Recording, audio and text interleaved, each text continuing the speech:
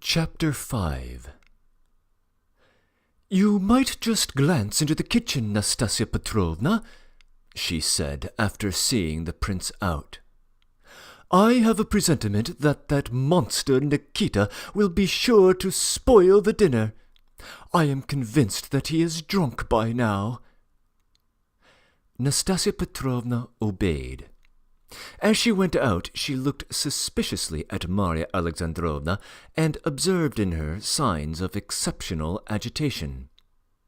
Instead of going to look after the monster Nikita, Nastasia Petrovna went into the bigger drawing-room, from there through the corridor to her own room, from there into a little dark apartment, something like a lumber room, where there were trunks standing, garments of some sort hanging, and the dirty linen of the whole family stored in bags. She went on tiptoe to the closed door, held her breath, stooped down, looked through the keyhole, and listened. This door was one of the 3 doors of the very room in which Marya Alexandrovna and Zina had remained, and was always kept shut and locked. Marya Alexandrovna considered Nastasia Petrovna a sly but exceedingly frivolous woman. No doubt the idea did at times occur to her that Nastasia Petrovna had no scruples and was given to eavesdropping. But at the present moment Marya Alexandrovna was so much engrossed and excited that she quite forgot to take certain precautions. She sat down in an easy-chair and looked significantly at Zina. Zina was conscious of that gaze fixed upon her, and a feeling of uneasy depression began to weigh upon her heart. "Zina!" Zina slowly turned her pale face towards her and lifted her dreamy black eyes. "Zina, I intend to speak to you about an extremely important matter." Zina turned completely round to her mother, folded her hands, and stood waiting. There was a look in her face of vexation and sarcasm, which she tried, however, to conceal. "I want to ask you, Zina, what you thought today of that Mozgliakov." "You have known what I think of him for ever so long," answered Zina reluctantly. "Yes, mon enfant, but it seems to me that he is becoming too persistent with his attentions.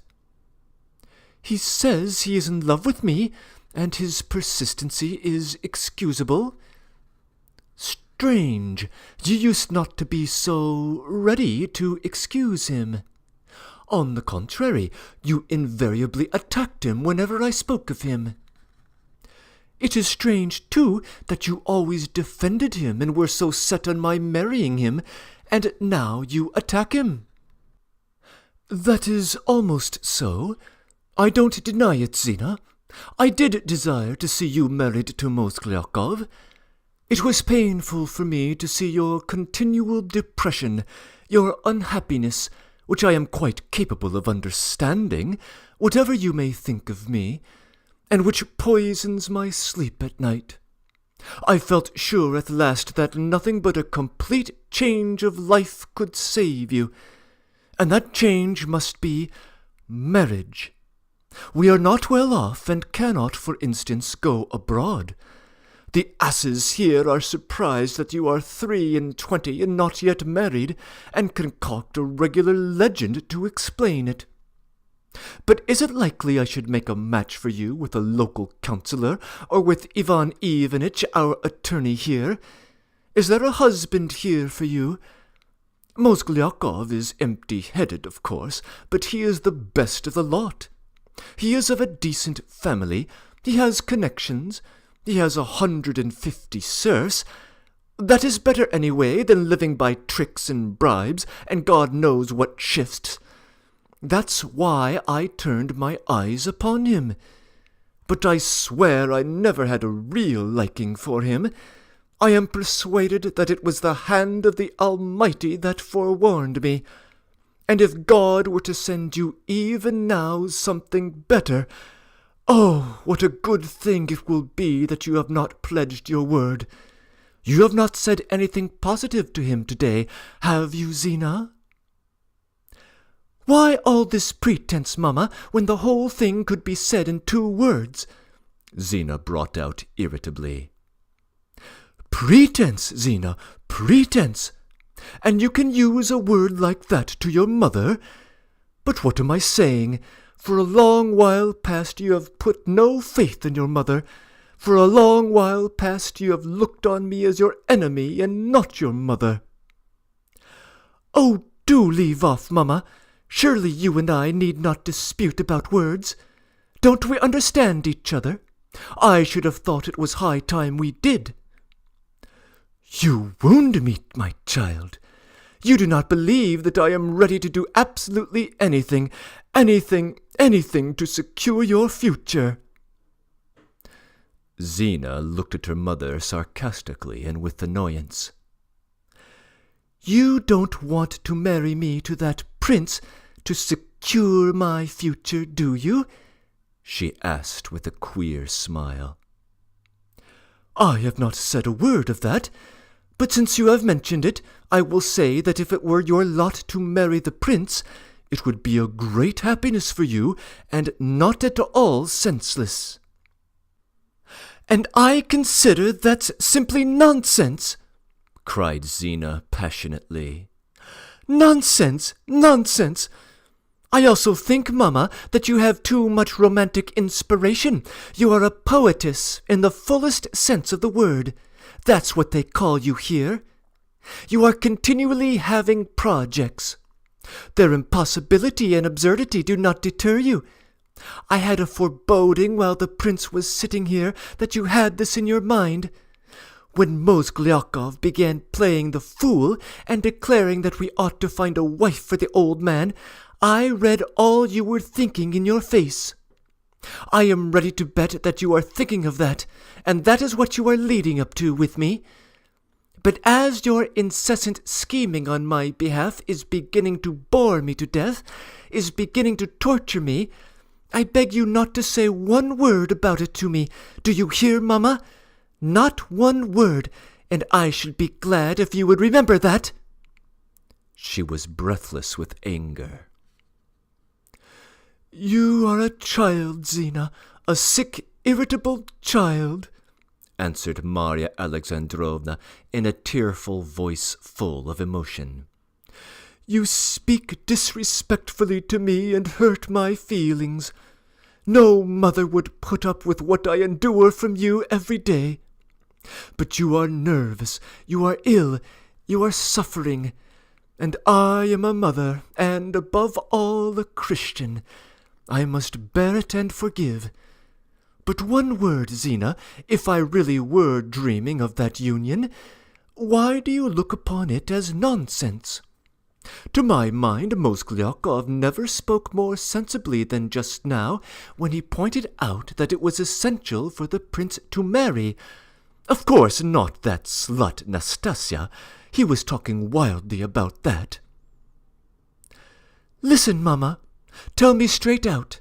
Are you questioning me like this out of curiosity, or with a motive? I only ask you, why does it seem to you such nonsense? Oh, how annoying! What a life! Exclaimed Zina, stamping with impatience. I'll tell you why, if you still don't know, to say nothing of all the other absurdities. To take advantage of a wretched old man's having fallen into dotage, to deceive him, to marry him, a wreck, in order to get hold of his money, and then every day, every hour, to long for his death, to my mind is not simply nonsense, but so base, that I can't congratulate you on such ideas, Mamma. The silence lasted for a minute. Zina, do you remember what happened 2 years ago? Marya Alexandrovna asked suddenly. Zina started. Mamma, she said in a severe voice, You promised me solemnly never to speak of that again. And now I solemnly beg you, my child, to allow me only once to break that promise which I have never broken till now, Zina. The time has come for a full explanation between us. These 2 years of silence have been awful. It can't go on like this. I am ready to beg you on my knees to let me speak. Listen, Zina, your own mother begs you on her knees. At the same time, I give you my solemn promise, the promise of an unhappy mother who adores her daughter, that I will never, under any circumstances whatever, even if it were a question of my life, I will never speak of it again. This shall be the last time, but now it is essential." Marya Alexandrovna was calculating on her words, having their full effect. "Speak," said Zina, turning perceptibly pale. "Thank you, Zina. 2 years ago, poor dear Mitya, your little brother, had a tutor—" "But why do you begin in this solemn way, mamma? Why all this fine speaking, all these details, which are utterly unnecessary, which are painful, which are only too well known to both of us?" Zina cut her short with a kind of angry repulsion. "Because, my child, I, your mother, am compelled to justify myself before you. Because I want to put it all before you from an absolutely different point of view, and not from the mistaken point of view from which you are in the habit of looking at it. In fact, that you might understand better the conclusion I am meaning to draw from all this. Do not imagine, my child, that I want to play with your feelings. No, Zina, you will find in me a true mother, and perhaps shedding tears at my feet, the feet of the base woman you have just called me, you will yourself implore the reconciliation you have so long, so haughtily rejected. That is why I wish to speak out the whole truth, Zina, the whole from the very beginning. Otherwise I will be silent."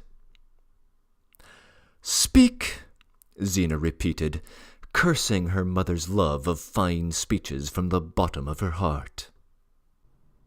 "I will continue, Zina. How this district school teacher, hardly more than a boy, made an impression upon you, I could never understand. I put too much confidence in your good sense, in your honourable pride, and above all in his utter insignificance, for one must tell the whole truth, to suspect there could be anything between you. And all of a sudden you come to me and announce that you intend to marry him. Zina! It was a dagger in my heart. I uttered a shriek and fell into a swoon. But you remember all that. I need not say I thought it needful to use all my authority, which you call tyranny. Only think, a boy, the son of a sacristan, hired for 12 roubles a month, a scribbler of wretched doggerel, published out of kindness in the library of good reading, a fellow who could talk of nothing but that cursed Shakespeare. That boy, your husband, the husband of Zinaida Moskalev. Why, it is worthy of Florian and his shepherdesses. Forgive me, Zina, but the mere remembrance moves me to frenzy. I refused him, but no authority could keep you in check. Your father could do nothing but blink his eyes, and did not even understand when I tried to explain to him. You maintained your relations with that boy, even had interviews with him, and most awful of all, you even ventured to correspond with him. Rumours were spreading all over the town.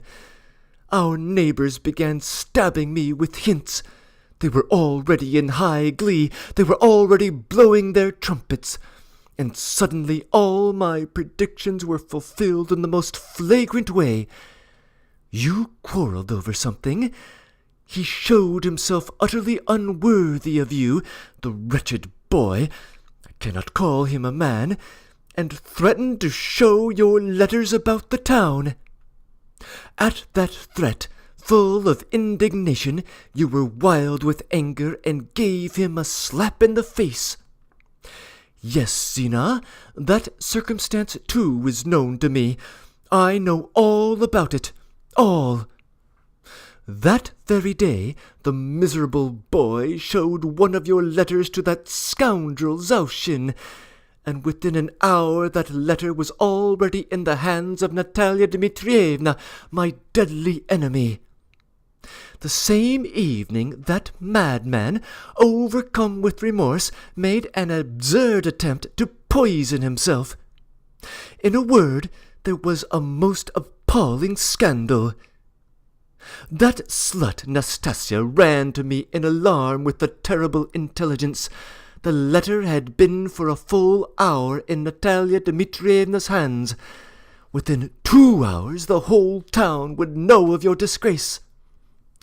I controlled myself. I did not swoon, but with what blows you struck at my heart, Zina! That shameless hussy, that monster Nastasia, demanded 200 roubles, and for that sum swore to get the letter back.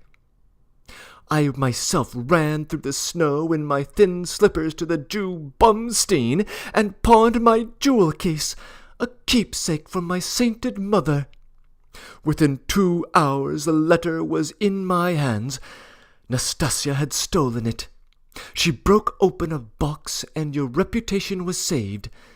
There was nothing to prove the story. But in what anxiety you made me pass that awful day! The next day I noticed for the first time in my life some grey hairs in my head, Zina. You have formed your own judgment now of that boy's conduct. You will agree now yourself, and perhaps with a bitter smile, that it would have been the acme of folly to entrust your future to his keeping. But from that time you have been fretting, you have been tormenting yourself, my child. You cannot forget him, or rather not him, he was always unworthy of you, but the phantom of your past happiness.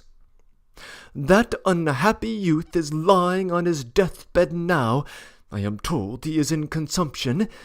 And you, angel of goodness, you will not marry during his lifetime, that you may not lacerate his feelings. For to this day he is tortured by jealousy, though I am persuaded that he never loved you with true exalted love. I know that when he heard of Mozgliakov's attentions, he spied on you, sent to find out, made inquiries. You are sparing him, my child. I have guessed your secret, and God knows with what bitter tears I have wetted my pillow. "Oh, do drop all that, mamma," Zina interrupted in unspeakable misery. "I think you might have left your pillow out," she added bitingly. "You can't speak without all this declamation and flourish." "You do not believe me, Zina. Do not look upon me with antagonism, my child. My eyes have not been dry for these 2 years, but I hid my tears from you, and I swear that I, too, have greatly changed during that time. I have long understood your feelings, and I regret to say that it is only now that I have realized all the depth of your grief. Can you blame me, my dear, for looking on this attachment as a romantic folly inspired by that cursed Shakespeare who will poke his nose where he is not wanted? What mother will blame me for my terror, for the steps I took, for the sternness of my decision? But now, after seeing your suffering for these 2 years, I understand and appreciate your feelings. Believe me that I understand you, perhaps far better than you understand yourself. I am persuaded you love not him, that unnatural boy, but your golden dreams, your lost happiness, your exalted ideals. I, too, have loved, and perhaps more ardently than you. I have suffered myself. I, too, have had my exalted ideals. And so who can blame me now? And above all, can you blame me for regarding a match with the prince as the thing best fitted to save you, most essential for you in your present position?" Zina had been listening with wonder to this long tirade, knowing perfectly well that her mother would not take up this tone without some object. But the unexpected conclusion in her mother's last words utterly amazed her. "Can you really propose to marry me to that prince?" she cried, looking at her mother in astonishment and almost alarm. "Then it is not a mere dream, not a project, but your firm intention. So I guessed right. And in what way will such a marriage save me and be essential in my position? And in what way is all this worked in with what you have been saying just now, with all this story? I really don't understand you, Mamma." "And I wonder how anyone can fail to understand, mon ange," exclaimed Marya Alexandrovna, growing excited in her turn.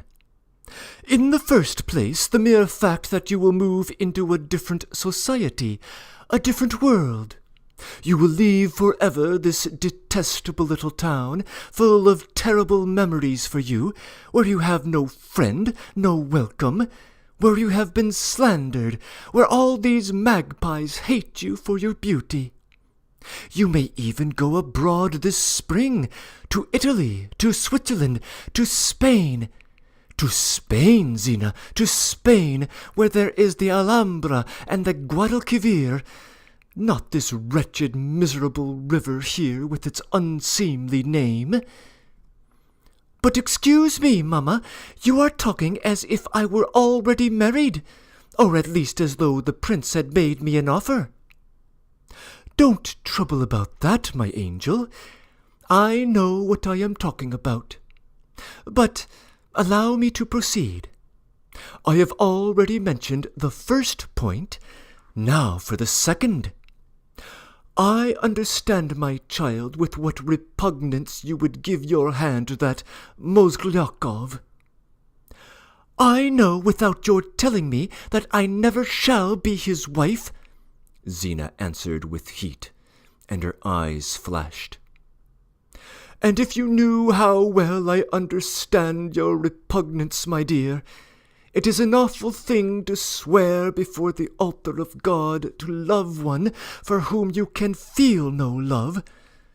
It is awful to belong to one whom you cannot even respect. And he will have your love. It is for that he will marry you. I can tell that by the look in his eyes when you turn away from him. How awful to keep up the pretense! I have endured that trial for 25 years. Your father has wrecked my life.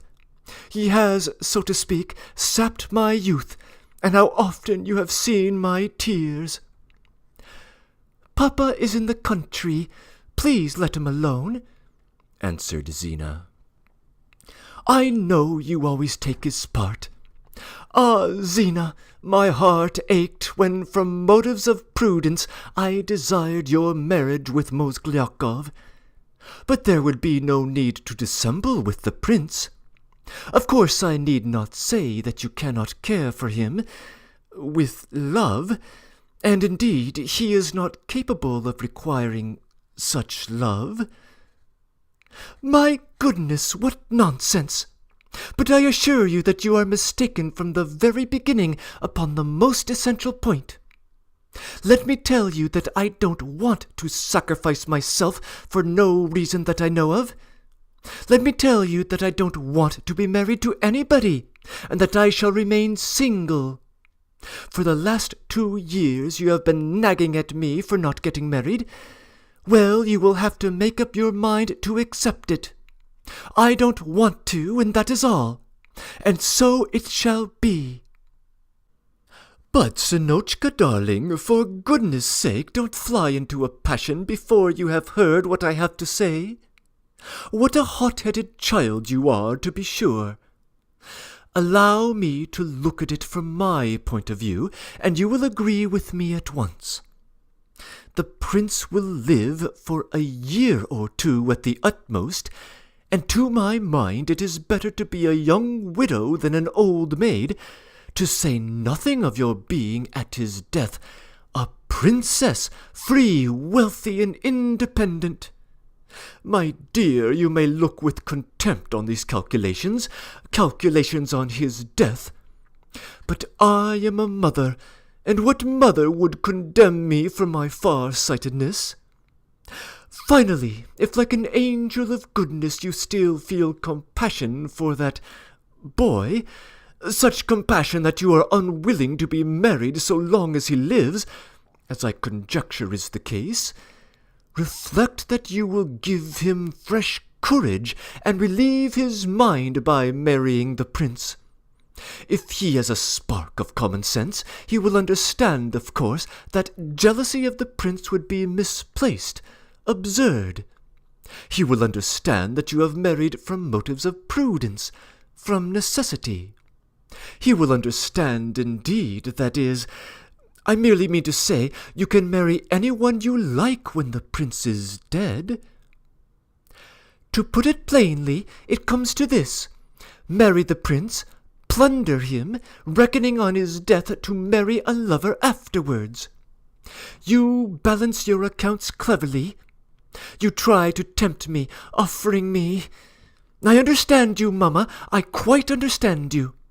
You never can resist a display of noble sentiments, even in the nastiest action. You had better have said simply and straightforwardly, Zina, it is base, but it is profitable, and so consent to do it. That would be more candid, anyway. But why, my child, persist in looking at it from that point of view? From the point of view of deception, artfulness, self-interest. You regard my calculation as base, deceitful. But by all that is holy, what deceit is there about it? Where is the baseness? Look at yourself in the glass. You are so lovely that one might give up a kingdom for your sake. And you a beauty, sacrificed your best years to an old man. Like a lovely star you will shed light on his declining hours. You, like the green ivy, will twine about his age. You, and not that nettle, that abominable woman who has cast a spell on him, from greed is sapping his existence. Do you think that his money, his princely rank, is more precious than you? Where is the deceit? Where is the baseness in that? You don't know what you are saying, Zina. They evidently are more precious, since I have to marry a decrepit wreck. Deceit is always deceit, mamma, whatever the object may be. On the contrary, my dear, on the contrary. You may look at it from a lofty, indeed from a Christian point of view, my child. You said yourself on one occasion, in a moment of frenzy, that you would like to be a sister of mercy. Your heart had suffered, had grown hard. You said, I know this, that it could not love now. If you do not believe in love, turn your feelings to another loftier subject. Turn it genuinely, like a child with all faith and reverence, and God will bless you. This old man has suffered too. He is unhappy. He is persecuted. I have known him for some years, and have always cherished for him an incomprehensible sympathy, akin to love, as though I had a presentiment. Be his friend, be his daughter, be perhaps even his plaything, if one is to speak plainly. but warm his heart, and you will be doing an act godly and virtuous. He is ridiculous, don't think of that. He is half a man. Have compassion on him. You are a Christian. Master yourself. Such deeds are done by self-mastery. To our minds it is hard to bandage wounds in a hospital. It is revolting to breathe the infected air of the sick room. But there are angels of mercy who do that, and thank God for their vocation. Here is balm for your wounded heart, occupation, self-sacrifice, and you will heal your own wounds. Where is the egoism in it? Where is the baseness? But you don't believe me. You imagine, perhaps, that I am dissimulating when I talk of duty, of self-sacrifice. You can't conceive that I, a frivolous, worldly woman, can have the heart, feelings, principles. Well, refuse to believe, insult your mother, but admit that what she says is reasonable and helpful. Imagine that it is not I who am speaking, but someone else. Shut your eyes, turn round to the corner, imagine that some unseen voice is speaking to you. What troubles you most is that it is all for the sake of money, as though it were some sale or purchase. Well, renounce the money if money is so hateful to you. Keep only what is barely necessary for yourself, and give away the rest to the poor. Help him, for instance, that luckless boy lying now on his deathbed. He will take no help, Zina said softly, as though to herself. He will not take it, but his mother will take it, Marya Alexandrovna answered triumphantly. She will take it without his knowing. You sold your earrings, your aunt's present, and helped her 6 months ago. I know that. I know the old woman takes in washing to keep her unhappy son. He will soon have no need of help. I know what you are hinting at, too. Marya Alexandrovna caught her up, and an inspiration, a genuine inspiration, dawned upon her. I know what you are alluding to. They say he is in consumption and he will not live long. But who says that? The other day I purposely questioned Kalist Stanislavich. I was anxious about him because I have a heart, Zina. Kalist Stanislavich answered me that the illness was, of course, serious, but that he was convinced that, so far, the poor boy was not in consumption, but that it was only a rather severe affection of the chest. Question him yourself. He told me, as a fact, that under different circumstances, especially with the change of climate and surroundings, the patient might recover. He told me that in Spain, and I had heard it before and even read it, that in Spain there is some extraordinary island, I believe it is called Malaga, like some wine, in fact, where not only persons with weak lungs, but even consumptives recover simply from the climate, and that people go there on purpose to be treated, people of rank and consequence, of course, or commercial people too, if only they are rich. But the magical Alhambra, the myrtles, the lemons, the Spaniards on their mules, that alone would make an extraordinary impression on a poetical nature. You think he will not take your help, your money for the journey? Well, deceive him then, if you are sorry for him. Deception is pardonable when it is to save a man's life. Give him hope, even promise him your love. Tell him you will marry him when you are left a widow. Anything in the world can be said in an honourable way. Your mother will not teach you anything dishonourable, Zina. You will do this to save his life, so anything is permissible. You will restore him to life through hope. He will begin to take trouble over his health, to try and cure himself, to obey the doctors. He will try to regain his health for the sake of happiness. If he recovers, even though you do not marry him, anyway he will be well again, and anyway you will have saved him, you will have brought him back to life. And indeed one may even look at him with sympathy. Perhaps fate has taught him a lesson and changed him for the better, and if only he is worthy of you, marry him if you like, when you are left a widow. You will be wealthy and independent. If you restore him to health, you can give him a position in the world, a career. Your marriage will be more excusable then than now, when it is out of the question.